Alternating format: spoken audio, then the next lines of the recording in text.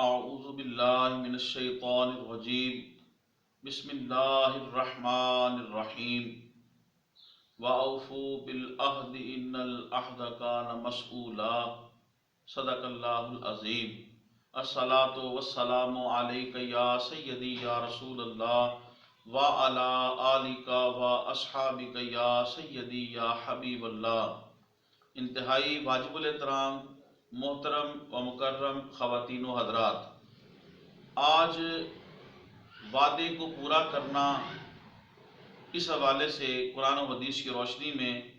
اور بزرگان دین کے اقوال کی روشنی میں چند ایک باتیں میں اپنے قابل صد احترام دیکھنے والوں کے سامنے عرض کروں گا۔ میری آپ سے گزارش ہے، میرے اس اسلامک یوٹیوب چینل کو آپ سبسکرائب فرمائیں اور تبلیغ دین کی نیت سے میری اس ویڈیو کو زیادہ سے زیادہ شیئر کریں، وائرل کریں۔ اللہ رب العزت جل وعلا آپ کو جزائے خیر عطا فرمائے۔ بسم اللہ الرحمن الرحیم۔ واجب الاحترام، اللہ تبارک و تعالیٰ نے قرآن حکیم فرقان مجید کے اندر سورہ انبیاء کی آیت نمبر 34 کے اندر اللہ رب العزت نے ارشاد فرمایا، جس کا مفہوم سماعت فرمائیں۔ اللہ پاک فرماتا ہے اپنے وعدوں کو پورا کرو، کیونکہ ان العہد کان مسئولا، کہ جو تم وعدہ کرتے ہو، جو تم ایگریمنٹ کرتے ہو، جو تم عہد کرتے ہو، اس وعدے کے بارے میں قیامت کے دن تم سے پوچھا جائے گا۔ محترم خواتین و حضرات، آج بحیثیت مسلمان ہم مجموعی طور پہ دیکھیں تو ہم وعدہ خلافی جو ہے وہ چھوٹے چھوٹے کاموں میں کرتے ہیں اور ہم اسے اتنی اہمیت نہیں دیتے، حالانکہ ہر کام کے اندر مسلمان کا یہ شعار ہونا چاہیے، مسلمان کا یہ وتیرہ ہونا چاہیے، مسلمان کی یہ شان ہونی چاہیے، ہر کام کے اندر چاہے وہ چھوٹے سے چھوٹا ہی کیوں نہ ہو بظاہری طور پہ دیکھنے کے اعتبار سے، لیکن اس کے اندر وعدے کی پاسداری کرنی چاہیے۔ جیسا کہ مثال کے طور پہ ہم کسی کو کہہ دیتے ہیں میں آ رہا ہوں، میں جا رہا ہوں، لیکن نہ ہماری آنے کی نیت ہوتی ہے، نہ ہماری جانے کی نیت ہوتی ہے، میں تمہیں دوں گا، نہ ہمارے دینے کی نیت ہوتی ہے۔ تو اس طرح کے ہم چھوٹے چھوٹے سے وعدے کر لیتے ہیں۔ مسلمان کی یہ شان نہیں ہے۔ مسلمان کی شان یہ ہے، اس کی زبان سے جب بھی نکلتا ہے کلمہ خیر نکلتا ہے اور اس کلمہ خیر کے اوپر وہ پورا اترتا ہے اور وعدے کو پورا کرتا ہے۔ واجب الاحترام، مسند ابو یعلا کے اندر روایت ہے، امام حاکم نے بھی روایت کیا،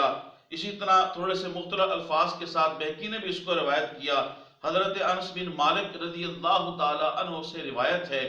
نبی اکرم نور مجسم شفیع اعظم صلی اللہ علیہ وآلہ وسلم نے ارشاد فرمایا، جس کا مفہوم سماعت فرمائیں۔ آقا کریم علیہ السلام نے ارشاد فرمایا، اے میرے امتیو، تم مجھے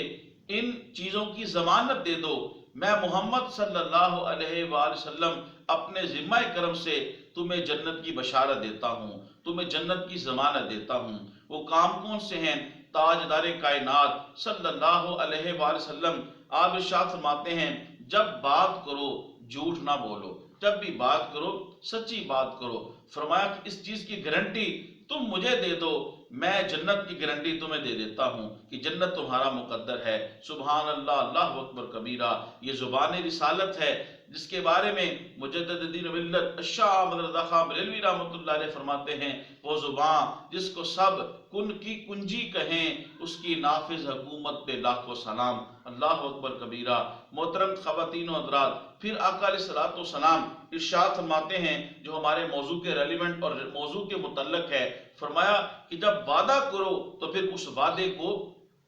پورا کرو، وعدے کی خلاف ورزی نہ کرو، وعدے کو توڑو نہیں۔ اور پھر آقا علیہ السلام نے ارشاد فرمایا کہ تمہیں کسی مال یا کسی بات کے اوپر امین بنا دیا جائے، تمہیں امانت دی جائے، پھر اس امانت کے اندر تم خیانت نہ کرو۔ تو واجب الاحترام، وعدے کی پاسداری کرنے کے اوپر حضور علیہ السلام نے جنت کی بشارت اپنے ذمہ کرم سے اللہ تبارک و تعالیٰ کے فضل سے آپ نے ارشاد فرمائی ہے۔ محترم خواتین و حضرات، ابو داؤد شریف کی حدیث پاک ہے، حضرت عبداللہ بن ابی الحمصہ رضی اللہ تعالی عنہ آپ فرماتے ہیں کہ میں نے رسول پاک صلی اللہ علیہ وسلم سے اعلان نبوت سے قبل کچھ خرید و فروخت کی، بیع و شراء کی، کوئی معاملہ کیا، تو میں نے تاجدار کائنات صلی اللہ علیہ وآلہ وسلم سے عرض کیا کہ میں ابھی آتا ہوں، اور ایک دن گزر گیا، 2 دن گزر گئے، 3 دن گزر گئے، 3 دن کے بعد مجھے یاد آیا کہ میں نے تو رسول اللہ صلی اللہ علیہ وسلم سے خرید و فروخت کی تھی، بیع و شراء کی تھی، کوئی معاملہ کیا تھا، تو میں نے حضور کو کہا تھا کہ میں حاضر ہوں گا۔ چنانچہ حضرت عبداللہ بن ابی الحمصہ کہتے ہیں رضی اللہ تعالیٰ عنہ، میں جب 3 دن کے بعد اس مقام پہ پہنچا، سبحان اللہ، اللہ اکبر کبیرہ، تو میں نے تاجدار کائنات امام الانبیاء کو وہیں پہ پایا۔ تو رسول پاک صلی اللہ علیہ وسلم نے فقط مجھے اتنا فرمایا کہ تو نے مجھے مشقت میں ڈال دیا۔ محترم خواتین و حضرات، رسول پاک صلی اللہ علیہ وسلم نے ہر بات کا عملی نمونہ امت کے لیے جو ہے وہ پیش کیا ہے۔ اس لیے تو اللہ پاک نے ارشاد فرمایا لَقَدْ كَانَ لَكُمْ فِي رَسُولِ اللَّهِ أُسْوَةٌ حَسَنَةٌ، کہ تمہارے لیے زندگی گزارنے کے لیے بہترین رول ماڈل اور تمہارے لیے زندگی گزارنے کے لیے بہترین جو ذات ہے وہ ذات مصطفیٰ ہے، وہ رسول اللہ کا اسوہ ہے، حضور علیہ السلام کی سیرت طیبہ ہے، آقا علیہ السلام کی مبارک زندگی اور آپ کی مبارک شب و روز ہیں۔ واجب الاحترام آقا علیہ السلام نے وعدے کی پاسداری پہ تعلیم بھی ارشاد فرمائی، اور اپنا عملی نمونہ جو ہے وہ بھی امت کے لیے آپ نے اور انسانیت کے لیے آپ نے پیش فرمایا۔ محترم خواتین و حضرات، وعدے کو پورا کرنے کے حوالے سے اللہ تبارک و تعالیٰ نے قرآن مجید کے اندر ایک جگہ ارشاد فرمایا اِنَّهُ كَانَ صَادِقَ الْوعْدِ، یعنی حضرت اسماعیل علیہ السلام کے لیے خصوصیت کے ساتھ فرمایا گیا کہ بے شک حضرت اسماعیل علیہ السلام وعدے کے بہت ہی پاسدار تھے، وعدے کو پورا کرنے والے تھے، وہ اپنے وعدے کو سچا کرنے والے تھے۔ حضرت سیدی شیخ عبد القادر جیلانی المعروف غوث پاک رضی اللہ تعالی عنہ حضرت خضر علیہ السلام سے پوچھتے ہیں کہ تمام انبیاء علیہ السلام وعدے کے پکے ہیں، وعدے کے سچے ہیں، لیکن خصوصیت کے ساتھ یہاں پہ اللہ پاک نے اسماعیل علیہ السلام کی تعریف کیوں ارشاد فرمائی ہے؟ تو حضرت خضر علیہ السلام عرض کرتے ہیں اس لیے کہ حضرت اسماعیل علیہ السلام سے لوگوں نے بہت سے وعدے کیے تھے، لیکن حضرت اسماعیل علیہ السلام کی کمال وفاداری یہ تھی، کمال یہ آپ کا رحم تھا اور کمال یہ آپ کا ظرف تھا کہ حضرت اسماعیل علیہ السلام نے تمام وعدے جو تھے وہ آپ نے لوگوں کو انہی کی شرائط کے مطابق آپ نے پورے فرمائے۔ سبحان اللہ۔ تو اس سے بھی ہمیں سبق ملتا ہے کہ ہم بھی جب وعدہ کریں تو وعدے کو پورا کریں۔ اسی طریقے سے حضرت امام نبوی رحمۃ اللہ علیہ نے روضۃ الافکار کے اندر ایک حکایت نقل فرمائی، فرمایا کہ ایک شخص یمن سے چلا، اور یمن سے جب وہ چلا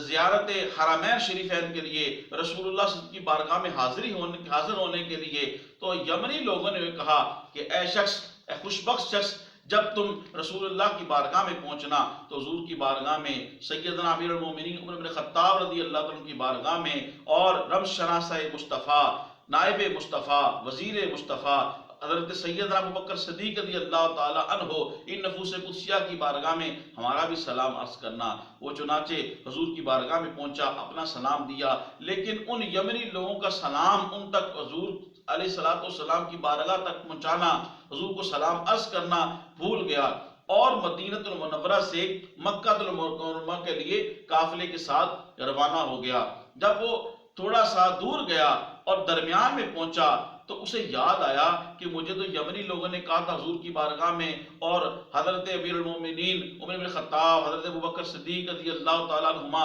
ان کی ذات پہ، ان کی نفوس قدسیہ پہ ہمارا سلام عرض کرنا ہے، ان کی بارگاہ میں سلام عرض کرنا ہے۔ چنانچہ وہ وعدے کی پاسداری کرتے ہوئے وعدے کو پورا کرنے کے لیے اس نے تکلیف کو اٹھایا، اس نے مشقت کو اٹھایا، قافلے کو چھوڑا اور واپس سفر کیا، حضور کی بارگاہ میں آیا، اور حضور کی بارگاہ میں آ کے اور شیخین کی بارگاہ میں آ کے انہوں نے حضرت ان یمنی لوگوں کا سلام عرض کیا۔ اسی اسنا اسے نیند آئی، وہ سوتا ہے تو قسمت جاگتی ہے، میں سو جاؤں یا مصطفیٰ کہتے کہتے، کھلے آنکھ صلی اللہ کہتے کہتے، سبحان اللہ، اللہ اکبر کبیرہ، صلی اللہ علیہ وسلم۔ تو واجب الاحترام،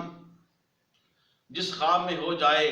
زیارت مصطفیٰ، وہ شعر ہے جس کا مفہوم میں عرض کر رہا ہوں، تو جس خواب میں ہو جائے زیارت مصطفیٰ صلی اللہ علیہ وآلہ وسلم، اے نیند کبھی ہمیں بھی ایسی نیند سلا جانا، آمین ثم آمین۔ اللہ پاک ہمیں بھی زیارت مصطفیٰ صلی اللہ علیہ وسلم سے مشرف فرمائے۔ تو وہ سو گیا، قسمت جاگی، حضور کی زیارت نصیب ہوئی۔ وہ کیا دیکھتا ہے؟ آقا کریم علیہ السلام شیخین کے ساتھ سیدنا ابوبکر صدیق رضی اللہ تعالیٰ عنہ، سیدنا عمر بن خطاب رضی اللہ تعالیٰ عنہ کے ساتھ تشریف لا رہے ہیں، اور جب حضور کی بارگاہ میں پہنچے، حضور علیہ السلام کو عرض کیا گیا یا رسول اللہ یہی وہ شخص ہے کہ جس نے آپ تک سلام پہنچانے کے لیے یمنی لوگوں کا تکلیف کو برداشت کیا، سفر دوبارہ کیا۔ حضور علیہ السلام نے ارشاد فرمایا اے ابو الوفا۔ اس نے عرض کیا یا رسول اللہ میری کنیت تو ابو العباس ہے۔ حضور علیہ السلام نے فرمایا اپنے ہاتھ دو۔ چنانچہ وہ کہتا ہے کہ میں نے اپنے ہاتھ رسول اللہ صلی اللہ علیہ وسلم کی بارگاہ میں دیے، حضور علیہ السلام نے میرے ہاتھ پکڑے، جب میری آنکھ کھلی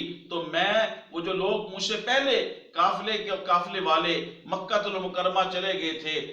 مکہ المکرمہ کی طرف، شہر مکہ کی طرف جا رہے تھے، میں ان سے کئی دن پہلے میں نے اپنے آپ کو بیت اللہ میں پایا۔ سبحان اللہ۔ واجب الاحترام اس بات کے اوپر کسی ذہن کے اندر خلش آئی یہ کیسے ممکن ہے، تو واجب الاحترام وہ قرآن مجید کا مطالعہ کرے۔ جب قرآن مجید کے اندر حضرت سلیمان علیہ السلام کا ایک امتی جسے اللہ کی قرآن نے فرمایا کہ تھوڑا سا علم دیا گیا کتاب کا، وہ میلوں دور سے کفل در کفل ٹنوں وزنی، وہ آنن فانن پلک جھپکنے سے پہلے وہ ملکہ سبا کا، ملکہ بلقیس کا وہ تخت لا سکتا ہے، تو یہ شان ہے امتی کی اور یہ مقتدی کی، تو پھر امام الانبیاء کا عالم کیا ہوگا۔ تو واجب الاحترام آقا علیہ السلام جیسے اپنی ظاہری زندگی کے ساتھ فیض لوگوں کو بانٹ رہے تھے، اس سے زیادہ اللہ کی عطا کے ساتھ آپ اپنی باطنی اور روحانی زندگی کے ساتھ لوگوں کو فیض تقسیم فرما رہے ہیں، اور لوگ آقا علیہ السلام کے فیض سے اور پوری کائنات حضور علیہ السلام کے فیض سے اپنی استطاعت کے مطابق فیض یاب بھی ہو رہی ہے۔ سبحان اللہ، اللہ اکبر کبیرہ۔ میں ایک اور بات آپ کے سامنے حکایت اس حوالے سے عرض کرتا ہوں کہ وعدے کی پاسداری کرنا۔ واجب الاحترام حضرت عبداللہ بن مبارک رضی اللہ تعالی عنہ آپ فرماتے ہیں کہ ایک جنگ میں مجوسی کے ساتھ میرا واسطہ پڑا، تو میں نے مجوسی کے ساتھ یہ وعدہ کیا کہ جب میری عبادت کا وقت آئے گا، نماز کا وقت آئے گا، اس وقت جنگ کو روک دیا جائے گا اور مجھ پہ حملہ نہیں کرے گا۔ چنانچہ مجوسی کے ساتھ حضرت عبداللہ بن مبارک فرماتے ہیں میرا وعدہ ہوا، چنانچہ جب نماز کا وقت آیا تو میں نے نماز کو اطمینان کے ساتھ ادا کیا، اس مجوسی نے مجھ پر حملہ نہیں کیا۔ چنانچہ جب سورج غروب ہونے لگا، اس کی بھی عبادت کا وقت آیا، تو جب وہ اپنی عبادت کرنے لگا تو حضرت عبداللہ بن مبارک فرماتے ہیں کہ میں بھی اپنے وعدے کے مطابق میں نے حملے کو روک دیا، لیکن جب میں نے دیکھا کہ وہ غیر خدا کو سجدہ کر رہا ہے، وہ غیر خدا کی پرستش کر رہا ہے، عبادت کر رہا ہے، تو غیرت ایمانی نے جوش مارا، تو میں حملہ کرنے لگا، تو مجھے ہاتف غیبی سے آواز آئی اپنے وعدے کو پورا کرو، اپنے وعدے کو پورا کرو۔ جب وہ اپنی عبادت سے فارغ ہوا تو اس نے کہا عبداللہ بن مبارک ہمارا تمہارے ساتھ وعدہ تھا، لیکن جب میں اپنی عبادت کر رہا تھا تو مجھ پہ حملہ کرنے لگا، اچانک تمہیں رک گئے، تو کس چیز نے تمہیں روک دیا؟ تو اس نے عرض کیا کہ مجھے اللہ کی طرف سے یہ غیبی آواز آئی کہ اپنے وعدے کو پورا کرو۔ وہ مجوسی کہتا ہے وہ خدا جو اپنے دشمنوں کے اوپر بھی اپنے دوست کو تنبیہ کرتا ہے کہ اے دوست، یعنی دوست کو بھی اور اپنے ماننے والوں کو بھی تنبیہ کرتا ہے کہ وعدے کو پورے کرو، تو وہ وعدہ خدا جو ہے وہی برحق ہے، وہی معبود ہے اور وہی عبادت کے لائق ہے۔ چنانچہ اس نے مجوسیت کو چھوڑا اور کلمہ پڑھ کے دار اسلام کے اندر داخل ہو گیا۔ سبحان اللہ، اللہ اکبر کبیرہ۔ تو یہ وعدے کو پاسداری کرنے کا انعام ہے۔ واجب الاحترام عمومی طور پہ تمام انسانوں کو اور بالخصوص تمام مسلمانوں کو جو ہے وعدے کی پاسداری کرنی چاہیے، لیکن خصوص بالخصوص جو صاحب منصب ہے یا صاحب اقتدار ہے، جو اپنی رعایا سے کوئی وعدہ کرے اسے وعدے کو پورا کرنا چاہیے۔ جیسا کہ ہمارے تحریک لبیک کے ساتھیوں سے حکومت وقت نے جو وعدہ کیا، جو میڈیا کے اوپر ہے اور تمام سوشل میڈیا کے اوپر بھی ہے، تو یہ حکومت وقت کا یہ زیادہ حق بنتا ہے کہ اپنے وعدے کو پورا کرے، اور پھر اس وعدے کو پورا کرنا ایک الگ ذمہ داری ہے، لیکن بحیثیت مسلمان رسول اللہ صلی اللہ علیہ وسلم کا غلام ہونے کی حیثیت سے ہماری بھی کوئی حیثیت بنتی ہے کہ ہم رسول اللہ صلی اللہ علیہ وسلم سے غلامی کا حق ادا کریں۔ لہذا تمام مسلمانوں کے لیے بالعموم اور جو صاحب منصب لوگ ہیں اور صاحب اقتدار لوگ ہیں ان کا زیادہ حق بنتا ہے کہ وہ اپنے وعدے کی پاسداری کرے۔ جو اس نے اپنی رعایا کے ساتھ کوئی بھی وعدہ کیا ہے، اس نے روٹی دینے کا، اس نے کپڑا دینے کا، اس نے مکان دینے کا، یا اس نے لوگوں کو کھانا دینے کا،